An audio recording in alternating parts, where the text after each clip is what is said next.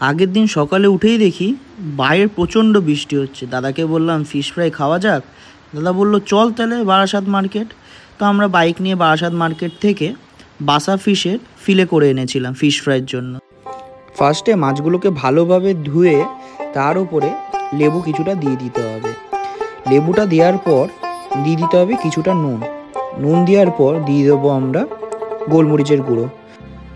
এরপর মাছগুলো ভালোভাবে আমরা মাখিয়ে নেব। মাছগুলো ভালো করে মাখানোর পর মাছগুলোকে কিছুক্ষণ আমরা রেস্টে রেখে দেব। আজকে বাসা ফিশ দিয়ে দেখাচ্ছি, আপনারা ভেটকি মাছ দিয়েও করতে পারবেন। তো এরপরে করব কি, মিক্সার গ্রাইন্ডারে পেঁয়াজ, রসুন, আদা, লঙ্কা, ধনে পাতা, পুদিনা পাতা, বিট লবণ, সাদা লবণ, আর গোলমরিচের গুঁড়ো, চিনি, আর দেবো ভাজা জিরে গুঁড়ো করা, আর একটুখানি বাড়ির গরম মশলা দিয়ে দেবো, দিয়ে লেবু দিয়ে দেবো, আর ওই হাফ ছিপি মতন আপনারা ভিনিগারও দিতে পারেন। এটা অপশনাল, আমরা দিয়েছিলাম। দিয়ে এটাকে ফাইন পেস্ট করে নেবো। পেস্ট করার পর মাছগুলোর ওপর দিয়ে এবার মাছগুলোকে ভালোভাবে মাখাতে হবে। এইটাই মেন প্রসেস। মাছগুলোকে ভালোভাবে না মাখালে মাছগুলো কিন্তু সেভাবে ম্যারিনেট হবে না।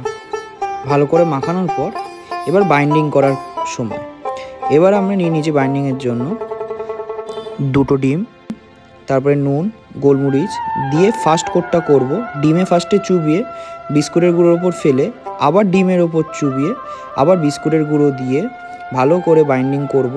দেখুন আমি কি সুন্দর চাকু দিয়ে এটাকে শেপ করে নিচ্ছি স্কোয়ার, আপনারাও করে নেবেন।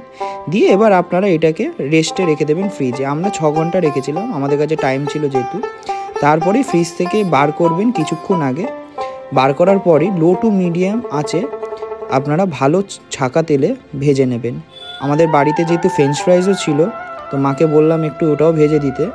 তো এই যে ফ্রেঞ্চ ফ্রাইজ, তার সাথে কাসুন্দি, স্যালাড আর ফিশ ফ্রাই, এই বৃষ্টির দিনে দারুণ আমাদের জমে গেছিলো। আপনারাও বাড়িতে ট্রাই করে খাবেন, আপনাদেরও ভালো লাগবে।